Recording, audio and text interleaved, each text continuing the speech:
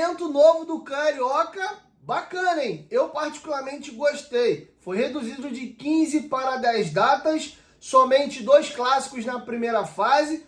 O pau come aí, final jogo único, muita novidade. E vou lançar uma curiosidade que você vai entender no transcorrer do vídeo. O Vasco não vai poder jogar a partir das quartas de final em São Januário.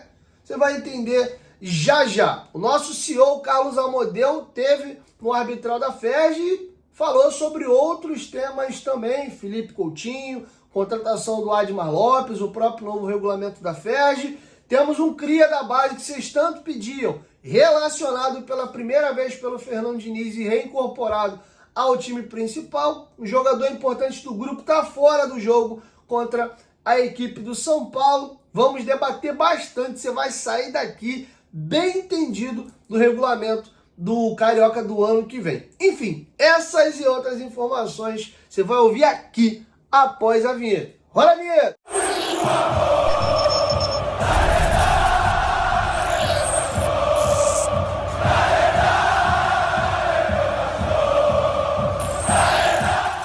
Sejam bem-vindos ao canal Futebolaço, Dieguinho na área, como sempre com muita informação para vocês.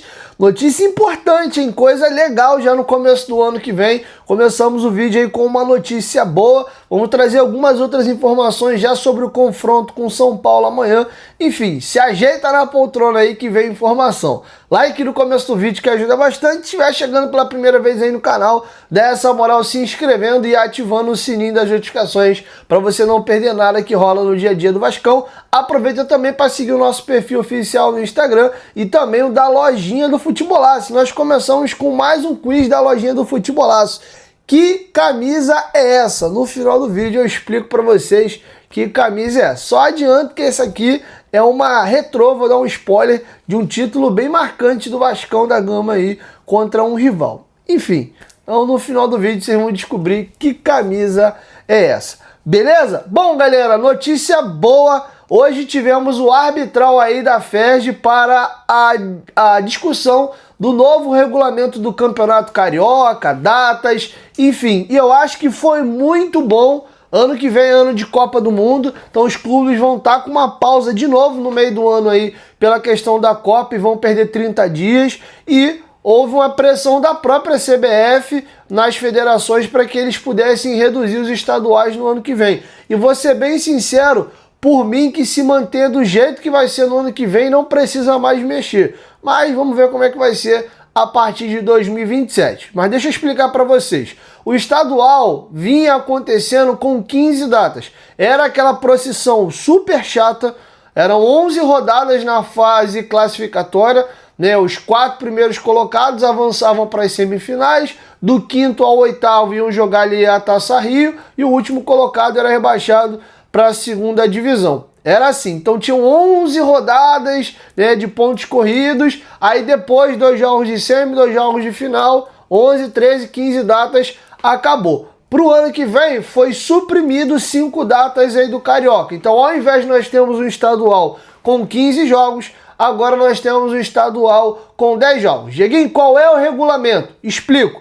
Grupo A, Grupo B. Opa, voltou Taça Guanabara e Taça Rio, turno e retorno? Não. Vai continuar sendo em formato de pontos corridos. Grupo A, quais são os representantes? Fluminense, Vasco, Volta Redonda, Sampaio Corrêa, Portuguesa e o time que vai ser campeão da Série B do Carioca. Entra no nosso grupo, beleza? Grupo B, tô dando de cebolinha direto, em Grupo B, Flamengo, Botafogo, Madureira, Maricá, Boa Vista e Nova Iguaçu. Regulamento, os times do Grupo A pegam os times do Grupo B e vice-versa. Não vai ter confronto entre os times do mesmo grupo. Exemplo, não vai ter Vasco e Fluminense na primeira fase, Vasco e Volta Redonda, Vasco Sampaio Corrêa, Vasco Portuguesa e nem o Vasco contra a equipe que está vindo da 2ª divisão do Rio. Os 6 primeiros jogos do Vasco na fase classificatória obrigatoriamente são contra Flamengo, Botafogo, Madureira, Maricá, Boa Vista e Nova Iguaçu. Ou seja, 2 clássicos e 4 jogos contra pequenos. Como é que vai funcionar, Diguinho? São 2 grupos com 6 equipes. Os 4 primeiros colocados de cada grupo avançam para umas quartas de final.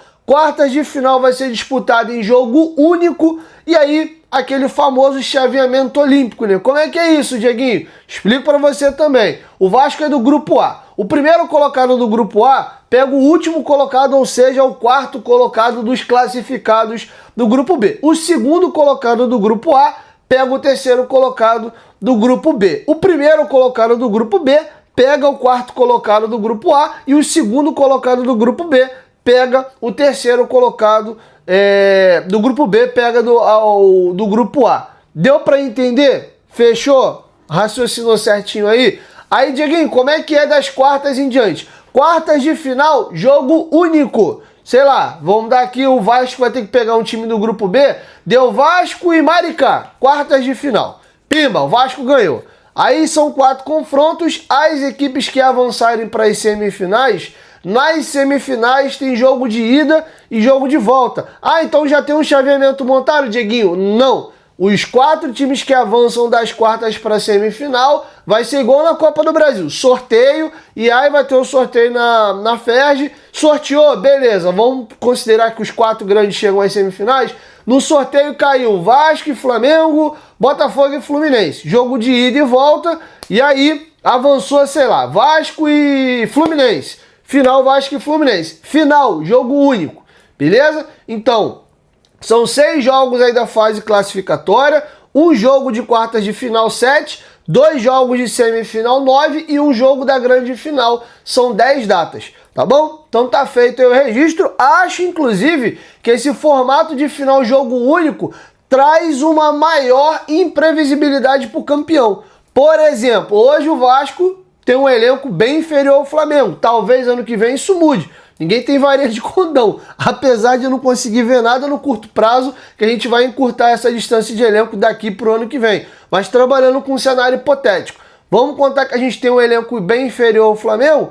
Num jogo único, é muito mais provável você conseguir que um time mais fraco consiga ganhar um time mais forte. Basta uma expulsão tola, um gol contra, um chute lá da caixa prego, um Léo Jardim fechando o gol, como foi o caso com o próprio Flamengo no jogo do Brasileiro aí, que foi 0-0, e aí tu acha um gol, uma bola parada, enfim. Quando são 2 jogos, ida e volta, a probabilidade maior é que a equipe mais forte avance. O que não quer dizer que não aconteça de 2 jogos aí, a própria Copa do Brasil. O CSA eliminou o Grêmio. O CSA é mais forte que o Grêmio? Não, apesar do Grêmio não vir num bom momento. Acontece, mas quando você leva para jogo único, o negócio complica. Inclusive, corre-se o risco de algum grande ser eliminado aí nas quartas de final, por exemplo, por um pequeno. Aqueles dias que o negócio não acontece, não tá tão bem.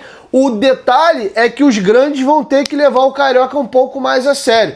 Inclusive, só o Vasco e o Flamengo mandaram representantes da sua diretoria. O próprio presidente do Flamengo teve no arbitral da FERJ. O Vasco mandou o senhor Carlos Amodeu, que a gente vai ouvir já já. O Fluminense participou por videoconferência, o Fluminense que viajou para o Mundial. E o Botafogo não mandou nenhum dirigente, mandou alguns advogados o representarem no arbitral. Inclusive, surgiu uma pergunta interessante dos advogados do Botafogo. Ô, Rubens Lopes, vai ser obrigatório, mesmo com a redução de datas, os times jogarem com força máxima, não podendo usar base ou times alternativos? O Rubens Lopes deu meio que uma alfinetada. Ele falou, pô, se for para jogar, reduzir de 15 para 10 datas e ainda assim vocês não botarem time principal, era melhor nem ter estadual. Então ele meio que já deu uma alfinetada, mas ele disse, ó, vai ter um outro arbitral pra gente definir isso. Mas ele aproveitou para dar a agulhada dele, indicando que vai ser obrigatório usar força máxima. Detalhe interessante, tá? Para o estadual do ano que vem, a coisa melhora, tá? Porque o Campeonato Brasileiro termina dia 21 de dezembro, pelo menos é a expectativa, ou a última data útil do futebol brasileiro, dia 21 de dezembro, e a estreia do Campeonato Carioca, que poderia ser dia 10 de janeiro, foi empurrado para o dia 21, justamente para ter um intervalo de 30 dias, onde os jogadores vão ter alguns dias de férias e depois iniciam ali uma pré-temporada. E uma mudança importante, os jogos no Carioca aconteciam quarta, domingo, quarta, domingo, quarta, domingo, quarta, domingo, tinha uma pequena pausa ali quando tinha uma primeira fase de Copa do Brasil, alguma coisa do tipo. As equipes que jogam aí a fase playoff, né, a pré-Libertadores, Daí tinha uma brechinha ali para fazer esses jogos, mas quase que na sua totalidade, do começo ao final, salvo algumas raríssimas exceções dessas datas que eu trouxe, tinha uma quebra. Agora não, os times vão jogar uma vez por semana. Os jogos do Carioca devem ser aos finais de semana, e a semana livre para os times irem treinando, se condicionando, abrindo inclusive espaço para a CBF, caso ela queira puxar aí uns jogos de Copa do Brasil. Os times que, por exemplo, vão jogar as primeiras fases da Libertadores, consiga com tranquilidade, né, numa data que ia colar, jogar o Carioca e jogar também a Libertadores, somente uma semana ao longo dessas 10 rodadas, que o Carioca vai ter 2 jogos na semana, um jogo na quarta e outro no domingo. Do restante, todos os outros jogos vão ser sempre final de semana. Eu achei o regulamento bom, são menos jogos, os jogos valem mais, tá? Se você, porra, dá um vacilo aí e empata com 2 pequenos e não ganha o clássico, irmão, você tá fora. Você não chega aí às quartas de final. Pô, cheguei às quartas. Meu irmão, é um jogo só. Vasco e Maricá, Vasco e o Volta Redonda não dá porque é do nosso grupo. Vasco e Madureira, Vasco e Boa Vista, Vasco e Nova Iguaçu. Irmão, tem que ganhar o jogo, irmão. Não ganhou, empatou, é pênalti. Então os jogos passam a valer mais, os grandes vão ter que dar mais a vida. Então acho que traz um caráter mais de emoção. Apesar de não ser a antiga Taça Guanabara e Taça Rio, que tinha esse componente de tu ganhar a Taça Guanabara já ir direto pra final. Se tu ganha a Taça Rio, tu já vai direto ali, tu ganha os 2, tu já era campeão direto.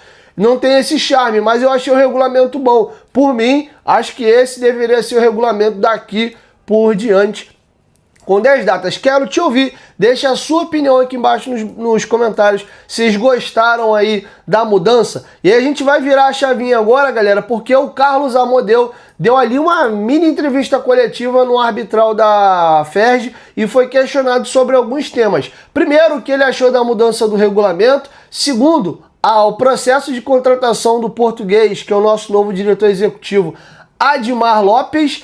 Terceiro, a partir de 20 mil lugares, o regulamento da FERJ vai exigir que as quartas de final sejam disputadas. Eu não sei qual é a capacidade máxima hoje que o Corpo de Bombeiro bota para o estádio de São Januário, mas se for, por exemplo, 19.800, São Januário estaria barrado de receber jogos aí a partir das quartas de final. Eu acho que a capacidade de São Januário é levemente superior a isso aí, mas o próprio Amodeu disse que na hora apropriada vai debater melhor sobre isso. Tem essa questão do acordo dos clássicos aí sendo Maracanã também. Enfim, mas você já vê que há uma intenção de meio que forçar que das quartas de final em diante os jogos meio que caiam para o Maracanã.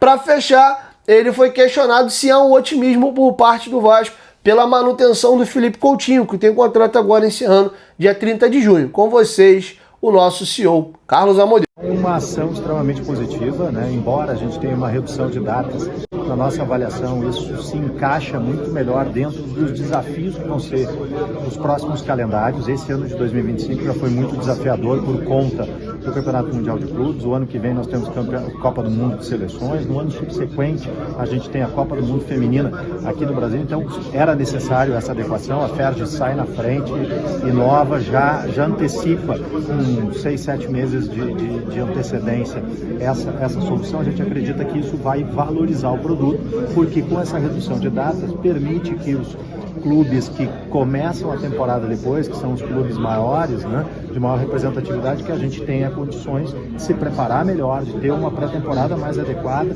e de participar da competição com os elencos principais. Então isso valoriza o produto, então a gente saúda essa decisão da FERJ no sentido de reduzir o número de datas, porque vai qualificar o produto, vai valorizar o produto também. Bom, esse foi um processo de contratação que nós iniciamos tão logo tivemos o desligamento do nosso anterior executivo, Marcelo Santana. Definimos todos os parâmetros que nós idealizamos para o nosso diretor executivo de futebol, então todos os critérios técnicos que ele deveria preencher. Fizemos um ranqueamento aí dentre os diferentes currículos avaliados, os profissionais, entre os pontos positivos, os pontos negativos. Fomos muito profissionais e cautelosos nesse processo. O Admar, ele é um profissional que tem uma experiência internacional, conhece muito o mercado sul-americano, é um cara que já trabalhou em ambientes de reestruturação, como o ambiente que o Vasco vive hoje. Então a gente entende que ele também tem um perfil pessoal que irá se encaixar dentro do nosso departamento de futebol, sem que a gente tenha grandes sobressaltos de diferenças culturais, porque trazer um europeu, a gente tem também o desafio da diferença cultural. Então nós estamos aí bastante otimistas que nós possamos ter, através da contratação dele, mais uma etapa de reestruturação dos nossos processos do departamento de futebol. Então é importante dizer que, mais do que quando se fala em reestruturação, fala-se em pessoas, a gente está qualificando, aprimorando os processos internos do departamento de futebol. Esse é o ponto mais importante e a gente acredita que o Admar vai contribuir bastante dentro desse processo. Acho que nós alinhamos o conceito aqui, né? A partir das quartas de final os jogos deverão ser realizados em estádios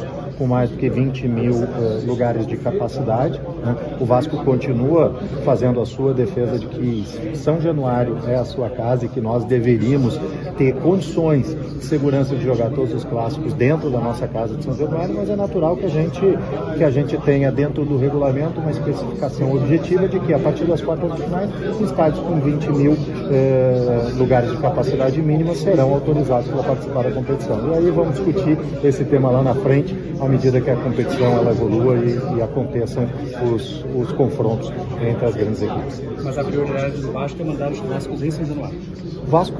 São Januário é a casa do Vasco, então a gente sempre vai defender que São Januário é a casa do Vasco. A gente sabe também, né, que há uma questão de receita do Maracanã, né? A gente fez um acordo que nós reputamos inovador com relação à utilização do Maracanã. Temos um relacionamento excelente com o Flamengo e com o Fluminense para conduzir esses assuntos, mas nós vamos tratar tudo isso oportunamente, porque o nosso acordo que nós fizemos para o Maracanã, ele abrange todas as demais competições, exceto o Campeonato Carioca, até pelas especificidades que o próprio regulamento do Campeonato Carioca prevê. Nós falamos sobre isso, eu tive a oportunidade de comentar que nós queremos a manutenção do Felipe Coutinho, né? Ele é um atleta que ele vem se readaptando cada vez mais ao futebol brasileiro e às exigências de calendário, principalmente do Campeonato Brasileiro. A gente já tem tratativas iniciadas com seus agentes para a gente conduzir esse processo de um novo contrato para ele, e a gente espera que tudo isso aconteça naturalmente e que no retorno da competição ele já esteja com um novo contrato firmado conosco e continue fazendo parte do nosso elenco pela importância técnica que ele tem para o grupo. Bom, galera, quero te ouvir, deixa a sua opinião aqui embaixo nos comentários do que vocês acharam dessas falas aí do Carlos Amodeu. Virando a chave agora, indo pro campo e bola, algumas informações importantes. O Vasco enfrenta a equipe do São Paulo nessa quinta-feira, dia dos namorados, dia 12 de junho, e os jogadores, ao retornar ao Rio de Janeiro, vão ganhar umas férias de 10 dias. Lembrando que, por esse calendário maluco aí, as férias dos atletas estão quebradas, beleza? Porém, 2 jogadores do elenco não vão receber férias, que são o Estrela e o David. Inclusive, o Vasco subiu um comunicado hoje no site oficial, esclarecendo um pouco a situação dos 2 jogadores. Vamos aqui à nota do Vasco. David e Estrela. Em fase final de recuperação de lesão, o meia Estrela e o atacante David seguirão uma programação específica com o Departamento de Saúde e Performance do Vasco. Os atletas já estão na fase de recondicionamento físico. Os atletas manterão agendas de treinamentos e tratamento no clube, enquanto o grupo estiver de férias por estarem em reabilitação e, portanto, seguirão protocolos individualizados como preconizamos, tá bom? Então, essa foi a informação dada pelo nosso coordenador do DESP, Gustavo Caldeira, tá? Essa informação está no próprio site oficial do Vasco. Então, David e Estrela, que estão em processo já de condicionamento físico, estão curados já da lesão do joelho, respectivamente, problemas diferentes. O David foi um LCA, né, um rompimento de ligamento cruzado anterior. Já o nosso Estrela não, ele tem um problema congênito que já nasceu com ele de infância e o joelho dele travava, e o Vasco fez uma cirurgia para resolver o problema, já que esse joelho dele a qualquer momento travava, destravava. Ele já havia tido esse travamento de joelho algumas vezes, tá? Então foi algo que já nasceu com o atleta e ele fez aí a cirurgia. Então o Estrela também deve estar voltando, creio eu que já para o retorno do Brasileiro. O Vasco não crava que pós Copa do Mundo de Clubes aí esses 2 jogadores estarão à disposição, mas eu acredito que sim, eles já estão correndo inclusive no campo, então acho bem provável. A gente está a pouco mais de um mês do retorno do Brasileiro, então acho que vai dar sim, tá? Informação importante também, janela de transferências encerrou, Ontem, dia 10, foi só uma janela para os clubes ali. Quem não tivesse no Mundial também poderia contratar, mas foi uma janela criada para que os clubes que fossem jogar o Mundial de Clubes pudessem, de repente, pegar um reforço aqui e acolá. Inclusive, teve um jogador importante saindo. O Flamengo acabou de vender o Gerson para o Zenit. Aí tu vê, sai o Gerson, chega o Jorginho. É piada, irmão. Enfim, tá feito aí o registro para vocês.